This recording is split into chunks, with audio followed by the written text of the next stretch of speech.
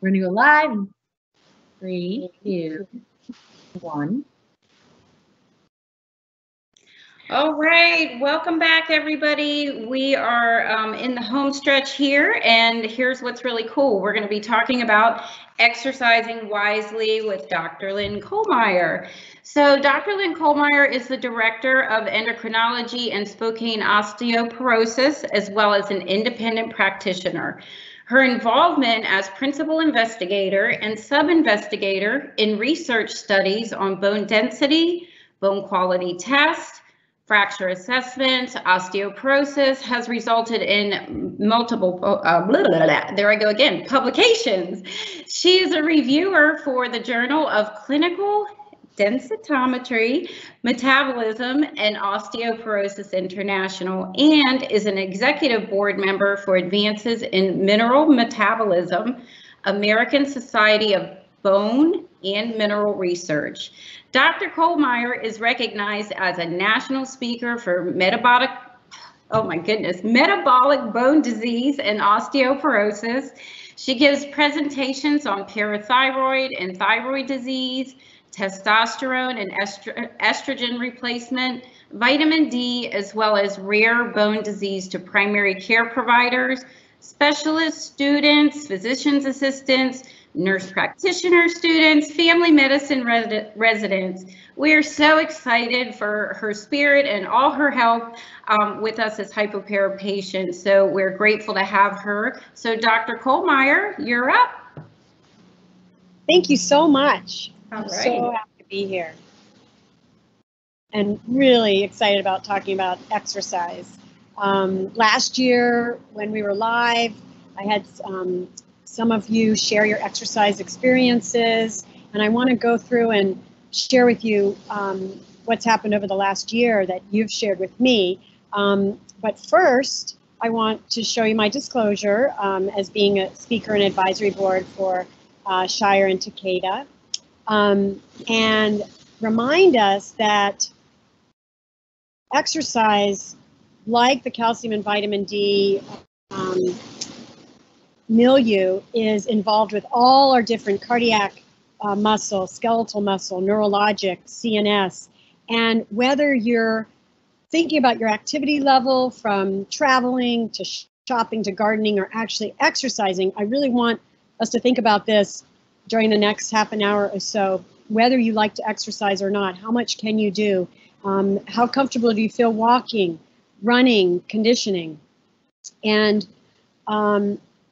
as Dr. Volk said in her 2018, just 2 years ago, review about hypopara, she said, really the problem is failing to understand the challenge that you experience with hypoparathyroidism and its treatment, that calcium supplementation doesn't allow hypopara patients to go about their business normally, and that asking you to be in a non-physiologic state fails to understand the discomfort that you'll experience, not to mention if you try to increase your activity or your exercise. So last year, Terry and Danette shared with us their exercise, and I have some questions that you're going to have a form to fill out, and Amanda's going to give us the results later. But before we do that, I want to give you a little bit of preview of what we're going to talk about tomorrow. Doctors Manstadt and Schobach and I are going to review 6 presentations from the American Society of Bone and Mineral Research, ASBMR, and this is one of them that is a scale that looks at symptoms, and you can see on the left there that it's separated out into different muscle symptoms, different numbness or paresthesias, tingling, and from pain to fatigue. And when you're thinking about how you feel at rest and with activity, this might be an important way to be able to communicate that. And what this scale does is it takes into consideration what's entailed with physical functioning, with daily life, and then how it affects your plans that you make, your social plans and your relationships with your friends and family. But before we get to that, I want to mention Dr. Heaney. So he started in the 60s studying vitamin D. Vitamin D, as you know, is a hormone, and it's crucial for calcium absorption. And you know the importance of keeping your vitamin D level at a good enough level so that you can absorb the calcium you're taking, the D3 level, and in addition to active D. But when vitamin D levels are low, it causes weakness before we're even talking about calcium. And the NHANES data 15 years ago showed that people with better vitamin D levels could walk faster, could stand up faster, that it improved their muscle function. And so Dr. Heaney was the one to say vitamin D makes every cell be the best it can be. And where calcium comes in there is calcium allows you and allows physiology of calcium and vitamin D to be the best we can be. So going back to the 70s, calcium was shown to be crucial for muscle contraction, that it triggers the regulating proteins that allow muscles to relax and contract through the interaction of actin and myosin. So before I tell you more, and some of the exercise and activity studies I'm going to show you I presented last year, but I want to go through 6 questions, and you could just think about your answers now and possibly write them down, and then Amanda is going to send you something that you can formally respond, and tomorrow when I'm presenting some symptom abstracts, I can share with you your results. So question number 1 is, how often do you exercise now or participate in a level of activity higher than just everyday life since your diagnosis of hypoparathyroidism? Would you say really never or rarely? Now and then? You can see how we kind of define that. A few times a month, a few times a week, or every day. So think about that. And then 2 is when you think back before your diagnosis of hypopara, whether it was surgical or whether you were diagnosed at a younger age but didn't know how long you've really had it. How often did you exercise or participate in high-level activities? And the same scale, really from never or rarely to often, several times a week, or daily. And then how do you prepare for exercise or participating in high-level activities now with your diagnosis of hypoparathyroidism? Do you increase your hydration with non-carbonated water, thinking about your phosphate intake? Do you take an extra calcium carbonate or calcium citrate, but do you do that 30 to 60 minutes before you exercise? Or do you do it right after you exercise and before as well?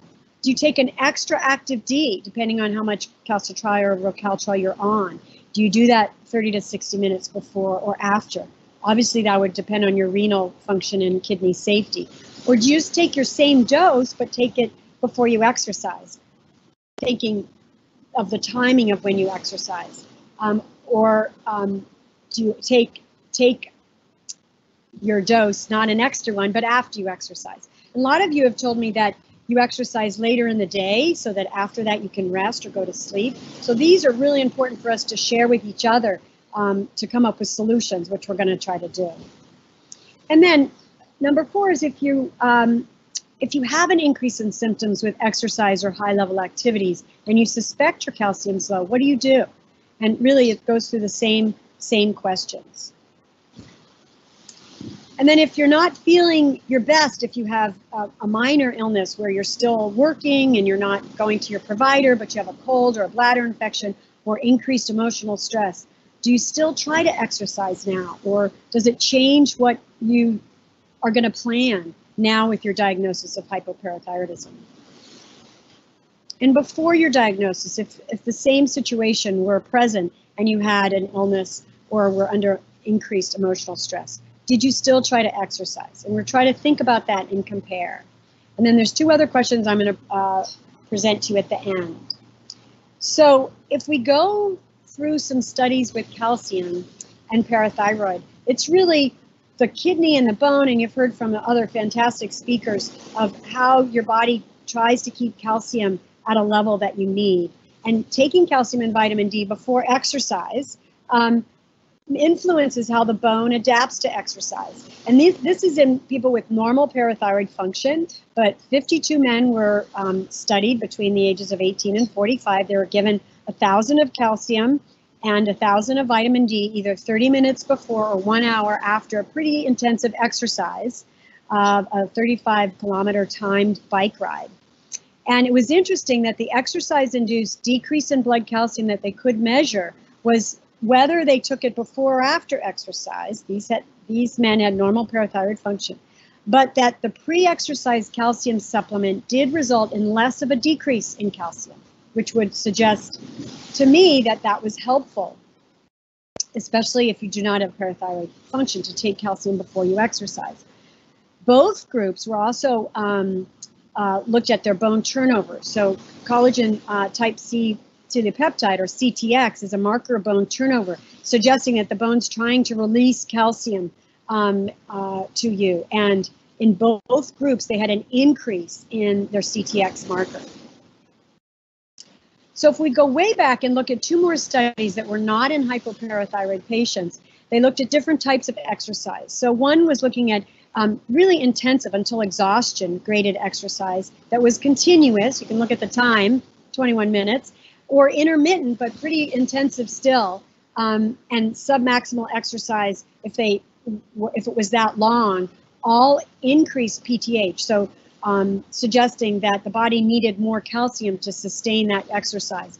But if it were shorter term or short dynamic, they did not see changes in parathyroid hormone. And then 30 years ago, Dr. Shane and Bilazikian and colleagues looked at muscle enzymes in hypoparathyroidism and showed that with low calcium levels of hypopara, that these increased sarcoplastic muscle enzymes, CPK, so creatinine phosphokinase and lactic dehydrogenase, LDH, suggesting muscle injury, were increased, even though they didn't see any muscle weakness and they couldn't see any abnormalities on muscle biopsy. But with calcium and active D treatment in hypoparathyroidism, they saw, with the improvement in calcium levels, they saw these enzymes normalize and improve as well. So this was a study looking at an enlarged heart and decreased heart function, a cardiomyopathy in a patient with hypopara due to long-standing low calcium levels. And with calcium and vitamin D treatment, even after all that time, there was improvement in heart function, improvement in contraction of the heart. And they showed that as the calcium levels improved by echocardiogram or ultrasound, and also with putting dye in and looking at the contraction of the heart with a cath, and that they reported that the calcium level had a direct effect on the strength of the heart contraction or the heart muscle. And that again, these enzymes, when the calcium was low, were elevated, muscle enzymes suggesting injury. But that with calcium and active vitamin D treatment and correction of low calcium levels, that these enzymes decreased into the normal range and improved. So another study looking at muscle and hypoparathyroid patients exercising showed purine degradation or other signs that the muscle was stressed or taking on damage, and that these levels improved and normalized after 3 months of treatment with calcium and active D. And then this study looked at 6 hypopara patients, the one down here. Again, it was an exercise study looking at heart function. They were all post-surgical patients. They had low calcium levels, but at baseline, they said they weren't symptomatic, and they were put through a fairly strenuous stationary bike exercise. And before and 3 months after normalization of their calcium with active D calcium and also IV calcium.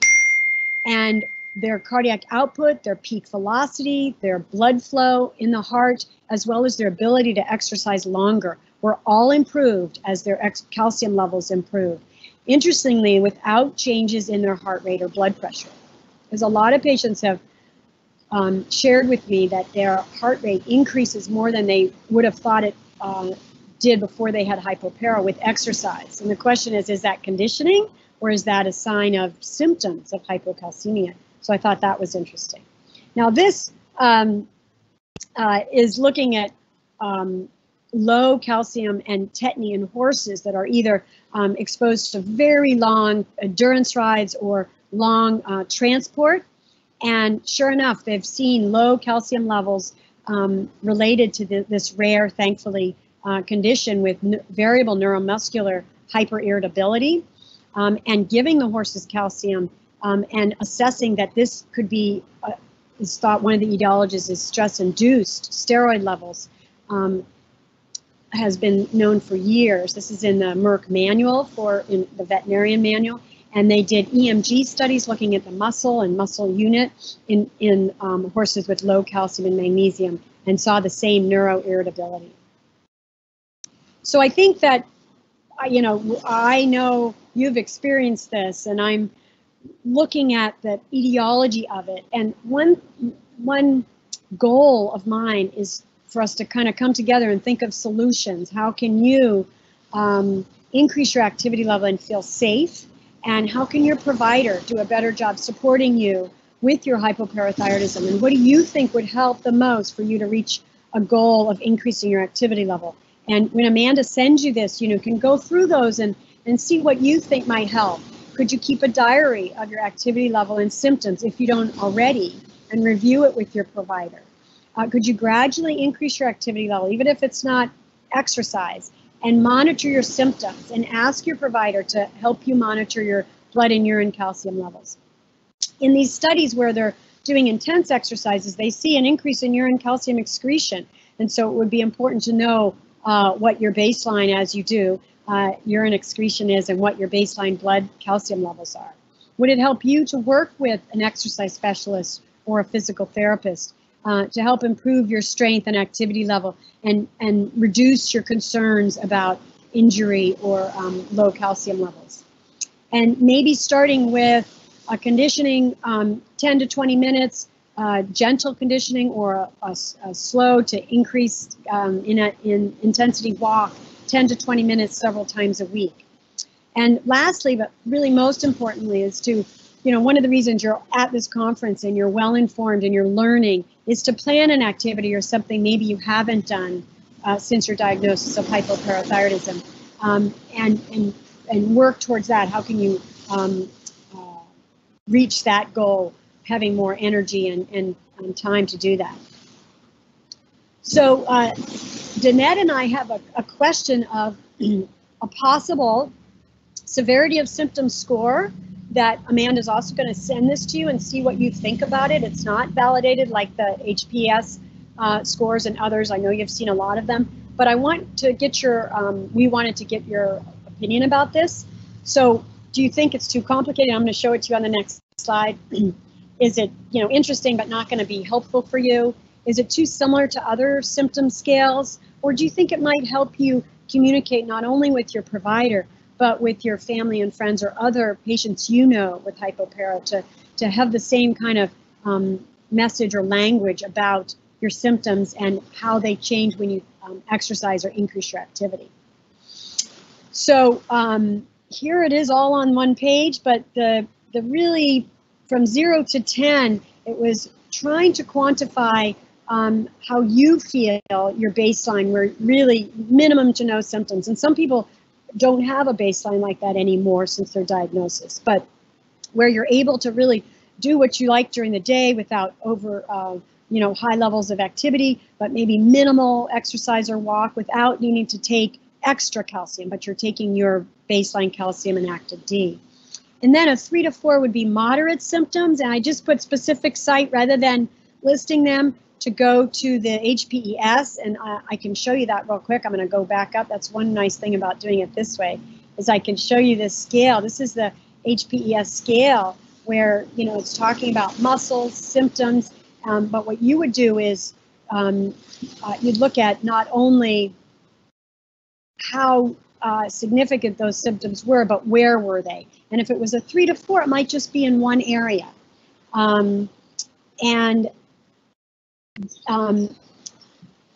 If you had these symptoms and you took an extra calcium over 30 to 60 minutes, they would go away. And so you would be relieved of that concern of persistent symptoms. But if you got up to a 5 to 6, moderate to severe symptoms, maybe in more than one site, more than one muscle group, that doesn't respond as quickly to calcium, but does respond to active D. Not that you would necessarily take an extra one, but maybe you would take it early.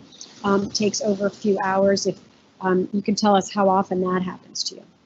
And then when it's getting more severe and more worrisome, the symptoms are lasting longer, but not associated with a frightening shortness of breath or laryngospasm, but that they don't get better with taking extra calcium, and it takes longer.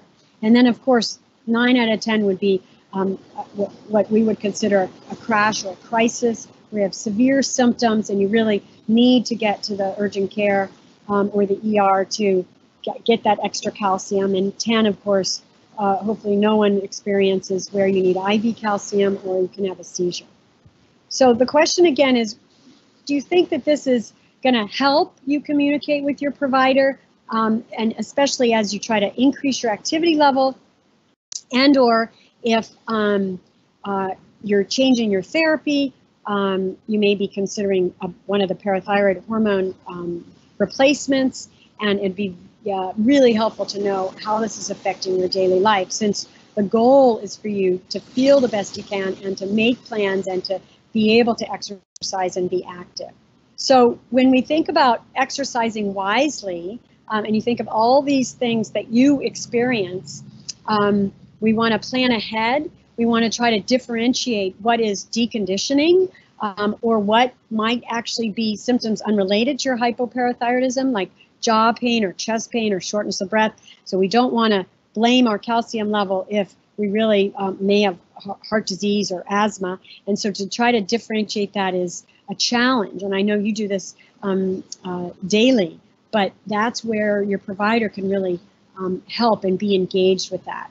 So some possible solutions, and again, Danette kind of went through this with me. As you know, she's on the Hypoparathyroid Association board and does research herself.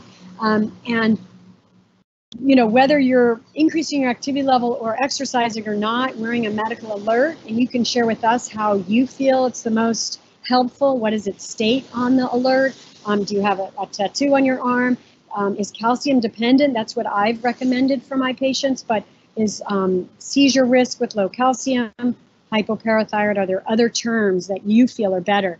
And do you have an emergency plan that you've gone through with your healthcare provider?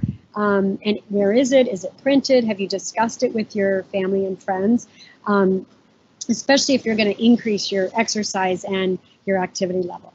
And then understanding the increased risks of hypoparathyroidism, because the whole reason we don't just take a lot more calcium and active D to try to do more is because we don't want the side effects that it might have for the heart and kidney, and to know how we look at preventing and what kind of monitoring we do to keep our heart and kidneys healthy. Consider keeping a journal with your symptoms if you don't already. Maybe with what you're doing on that day and how you've taken your calcium and vitamin D, and anything else, make sure you don't have undiagnosed celiac disease or something that's affecting your absorption, and to make a note of your emotional well-being at that time and see if that's interfering and or contributing to your symptoms. And ask your healthcare provider if it's clinically indicated, whether something to lower your urine calcium if it's high. You know, when was it last measured? If it's not contraindicated, would a thiazide diuretic help you do more and be able to take more calcium without increasing your risk to your kidneys? And then to look at your local endocrinologist and your provider and make sure they're working together, that you have standing labs for calcium and creatinine, and that there may be an endocrinologist that is a specialist in hypoparathyroidism, that now with all of this hardship that we're living in the middle of, there may be virtual opportunities for virtual endocrine visits that are covered by your insurance, where that specialist in hypoparathyroidism can work directly with your local endocrinologist and empower everybody to really work together with you. So I'm going to stop a few minutes early. I have some experiences from my patients to share with you, but I would love to take some questions first and really get your opinion about how it is exercising, how your experience exercising is. And do we have any questions? Very good. So yes, somebody had asked, what do you believe is the definition of exercise? Is it at least 30 minutes? moderate or heavy? So how is it because you get labored breathing? Does walking count? So kind of just a nutshell of what you believe for exercise. So this is really, Danette and I went through this when we were thinking about this severity of symptom score. So it would really vary, and we could discuss this, and maybe it should be defined. But, you know, my personal opinion would be that, you know, it doesn't have to actually be exercise. Anything that pushes our bodies and, you know, might make you feel tired in a safe way is important to try. So minimal would be walking, stretching, balance work. And you did ask about time, and a lot of the studies have looked more at what's good for your heart, what's good for your bones, not in hypoparathyroid patients. But I would say, just as I did in the solutions suggestions, would be 10 to 20 minutes a few times a week is fantastic. And that might be the maximum that people do. And if you feel good with that and you can make it more intensive and you have the time, then that would be up to you, making sure you're minimizing injury. Moderate activity or exercise, I would say, would be taking it up another scale. So it would be jogging or walking faster, strength training, but not with excessive weights, maybe doing push-ups. And that's a good segue for one of my patients who shared her exercise with me, taking calcium at different times. I think she's on, so you know I'm sharing your good experience. And that she really did find that if she took calcium before she exercised, that it helped. But with push-ups, it didn't, you know, maybe that was, maybe she didn't do, maybe if you did more push-ups, that was one of our questions. Can you do more push-ups if you pre-treat with calcium? But that her experience really showed that it made a difference. And at rest, she didn't have very many symptoms, but when she started to push herself, she really had some tingling, and the calcium helped. Other types of more casual, moderate exercise, biking and golf, depending on if you're walking or riding in the cart. And then, of course, intensive exercise. You know, we have some athletes that are among us that have hypoparathyroidism, and I know that what you've done to be able to compete and to be able to run races and do CrossFit is really remarkable. And then I think if you're thinking about lifestyle activity and not necessarily exercise, you know, this is one way to separate out what's minimal versus what's intense. And I think that one of the important messages is to give yourself a lot of credit for doing what you can do. And when you start pushing yourself, if you feel you hit a wall or it really is frightening and you're getting symptoms, then to back down. I love that advice. All right, so let's see. Can building muscle actually improve the efficiency of medication and control hypopara? That's a fantastic question. I would love to present that to all the speakers, especially all of them involved in the trials. I want to say yes, but I think that in all the review of the muscle and exercise studies, I didn't see any proof of that. What would need to be done is the people being studied, maybe with hypoparathyroidism itself, we would need people that aren't in good condition to begin with, and then ones that are. And can you still hear me? Okay. Yes. Yes. Okay, good. Okay, because I couldn't hear you. I know that we have vitamin D receptors in our muscle, and that with aging, they decrease. And so a lot of, even before we're talking about calcium, a lot of our weakness or our increase in falls as we get older has to do with our muscle strength and vitamin D. So I know that calcium is involved in that as well. One of the important questions that I think needs to be answered is there any risk to exercising? Here I'm saying exercise wisely.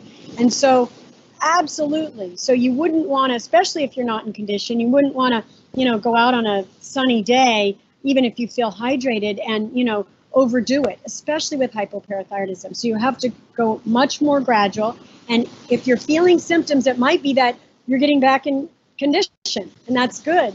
But to be sensitive to how you feel and to share that with your provider so you can do it safely. All right, very good. Does muscle repair use up calcium in the middle of the night? Usually get worse. How hypocalcemic symptoms at night following exercise, and sometimes 1 to 2 days later. Great question again. So when you guys fill out the questionnaire, add that if there's areas for adding notes, because one of the symptoms that my patients shared was, especially before parathyroid hormone, for a few of them, if they exercised and they made it through and they didn't have severe symptoms, maybe mild to moderate, they just felt wiped out for days afterwards. And I think that's well documented amongst hypoparathyroid patients. And I think if we were able to measure these muscle enzymes and to see recovery of muscle, we could answer that question. I think the circadian question you ask is excellent as well. There's some thoughts that urinary calcium is increased at night.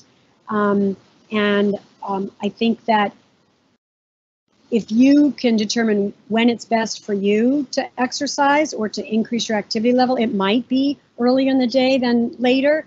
And whether there's repair of muscle, that's what's so amazing about the human body, is that we're always trying to figure out how things are improved and repaired. And so I would, if I was to bet on that, I would say yes, that the muscle, even without parathyroid function, repairs itself. All right.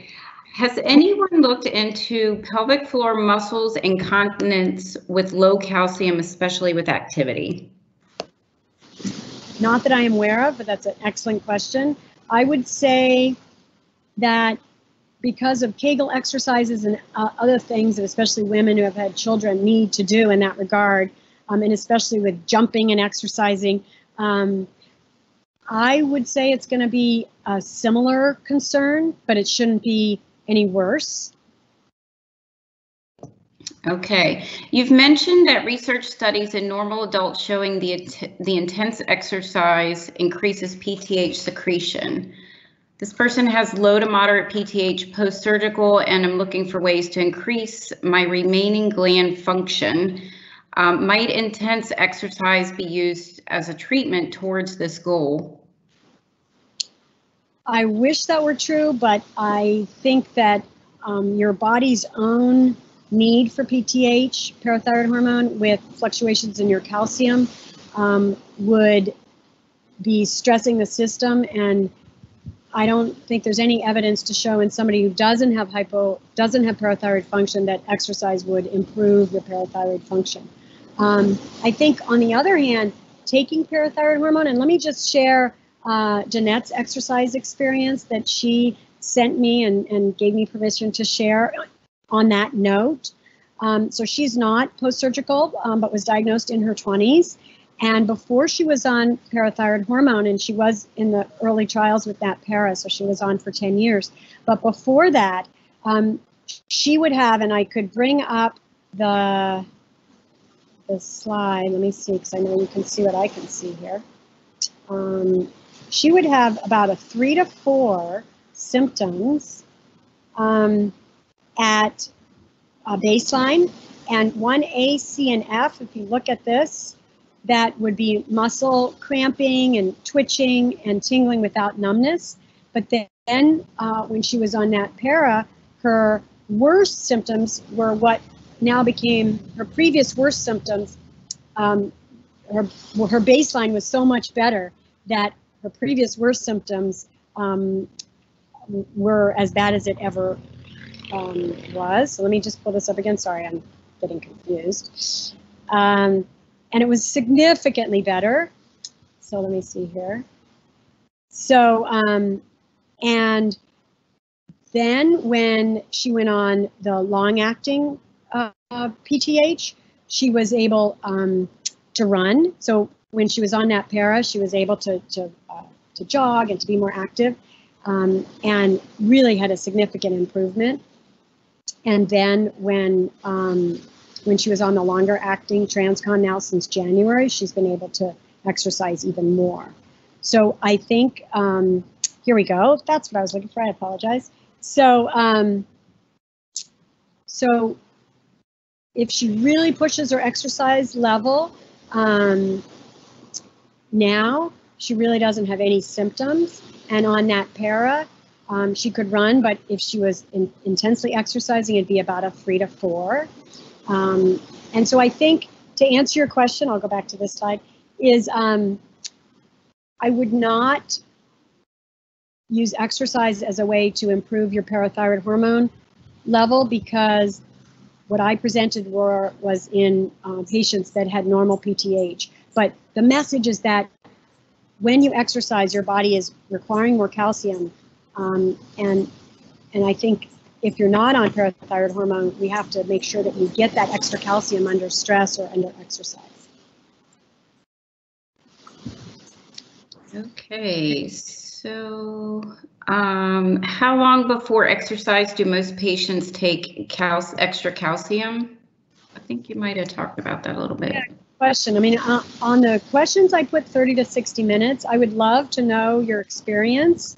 I think that for active D, if you're taking your dose early, you might even take it before that time, before 30 to 60 minutes. I don't know if some people want to answer that in the chat, and you can see. I'd love to know people's experience. Okay. My patients have tried it both ways, right before, 30 to 60 minutes before. And depending on their activity level and their degree of hypoparathyroidism, their baseline symptoms, it really has made a difference. And I'm seeing a lot in the chat about leg weakness. So there's a question I'm going to kind of sum it up with. This person wrote, I love doing bar workouts, but lately I cannot work out. My legs are weak and heavy, and I have too many symptoms. What tips might you have? And again, there's probably, you know, several of them in there about this, specifically the leg weakness. So right. What recommendations would you have for that? I think that, you know, depending on the type of bar class and that type of exercise would not be my first choice for my hypopara patient. I like doing bar classes, but I like mixing it up with more long muscle motion and not pushing it to the degree that they do on purpose in bar classes. If you love bar and it's part of your workout, but that's not the only exercise you do, I think that I would make sure you're incredibly well hydrated if it's safe for you to be that hydrated, and to take extra calcium before. And then even if everyone's doing the same thing and you feel like you're not keeping up with the class, to stop when you feel that shaking that in bar class they want you to push through. I don't want my hypopara patients to push through that. And then you can see whether your legs feel as tired. I mean, it's good if they feel fatigued and tired, but not 3 days later. And not if you've conditioned and worked yourself up so that you really have increased your strength. And then mix it up with some really good stretching and longer muscle work. Okay, good advice. Let's see, have you ever seen post-surgical parathyroid glands recover after 2 years with partial function? I'm going to say yes, but again, that's a good question for all the other speakers that are talking more about recovery. Okay, very good. In response to the previous question, I would always encourage, if it's possible, to work with an exercise physiologist or a personal trainer or a physical therapist. Very often insurance will cover, and just network to find the person that you feel is worth your time and doesn't push you too far as well, and to be in a really good communication with them. And I think that helps with safety, and to make sure your alignment is good. And, you know, the goal with exercise, and it's even harder with hypoparathyroidism, is to do enough that you feel good, that you're getting stronger and your balance is good, and you have strong core, but not push yourself so much that you're increasing injury. You know, that's our balance all the time. And it might be that you need to do less and work up. And it's very possible you can't do the intense exercise that you could do before you had hypoparathyroidism, but it also might be because you're 10, 15 years older and we shouldn't be doing some of those exercises we did before. Agree. Meet yourself where you are, not where others are. So very good. So you have about 5 minutes left, and I know you wanted to share some of your patient stories. So I'm just gonna, I think we've gone through a decent amount of the questions, and we'll send those out to you to answer for later, but wanted to give you the floor for the last 5 minutes to share what you had. Absolutely. And I didn't know if anybody had answered some of the questions in the chat. I'm just going to go through it one more time, and I'll share my patient stories as we do that. But if you wanted to put a few answers in the chat, because you might not turn in the form and then wouldn't know your experience as much. The first one is, how often do you now exercise or participate in really high-level activities since your diagnosis? And I don't know if you want to answer that in the chat. Do you want to see if there's any responses? And then I'll go to the next one. I don't see any yet. Okay, I don't know if Amanda has gotten anything yet on her end. And then number 2 would be compare that to before. And I think that's really the question, is we want to help you increase your activity level to where it's the best for you. And then how do you prepare? How are you going to think about this in a different way than you have in the past? And I think that a lot of my patients have gradually been increasing what they're doing. They're changing the time of day, they're changing the type of calcium they take, and the timing when they take it. And I can't tell you that one way works for everybody, but my sense is that they're feeling better and are able to do more, and that's really the goal. And if they do get symptoms, either step back to what you were doing before, or recognize those symptoms and be able to communicate that, and make sure that your baseline calcium is where it should be. When was the last time you did a 24-hour urine calcium? Because if you do have approval to add an extra active D from your provider or your endocrinologist when you exercise, we have to make sure that you're doing that safely and that it's not pushing too much calcium into your urine. And then when you're not feeling your best, or there's a lot of emotional stress, that might be a time where you just skip your exercise or your activity level, or you bring it down to a lesser intensity so that you feel you can get through it safely. Because I have a feeling that before your diagnosis of hypopara, you might have pushed yourself more, and now appropriately you're sensitive to that and you don't. So I think that I would love to take a few more questions, and then I think we only have 2 more minutes. So somebody had mentioned about cold weather and what is the effect of cold temperatures on the exercise and the calcium? I am so glad you brought that up. It absolutely affects us all, even without hypoparathyroidism.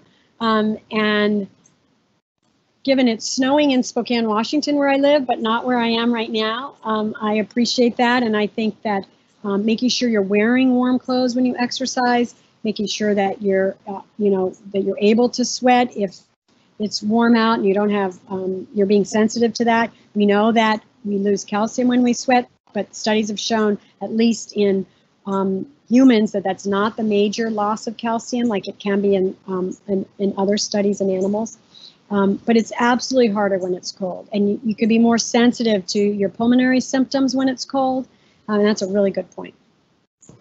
All right, very good. And lastly, we had a lot of comments that they wanted to make sure that the conference was near the waves where you are next time. Yes, loved it. Loved that. it. Thank you all. So really, thank you so much. As always, you're just so supportive of us and teach us so much, and we look forward to hearing, I think, from you tomorrow as well. So thank you so much for everything. And Lynn, I just want to chime in. This is Amanda. I just put the link to the survey for everybody to fill out in the chat. And so everybody on this call, you could just go straight to the chat that we're in right now where you've been asking questions. And the link is there. for you to access that survey. It's really easy to fill out. I know Lynn would really appreciate it as well. All right. Thank you so much. Thank you, everybody online. We appreciate your participation today. We appreciate you being here today. We look forward to the next couple of days with you, and really have a great evening or morning or wherever you are. Just have a great one till we see you again. Thanks so much. Deb and Bob, did you have anything you needed to share? No, I just want, oh, am I live? Yep, I just wanted to thank everybody again for showing up and supporting the hypoparathyroidism organization, as well as Dr. Kohlmeier. You do an amazing job. Actually, my daughter is a competition dancer, and she works her little tail off. And you know, you're absolutely right. You got to give her a little bit of extra calcium every time she goes out. But again, thank you for your talk today, and I want to thank everyone again for supporting the organization. And we look forward to seeing you tomorrow. Thank you. Really appreciate it.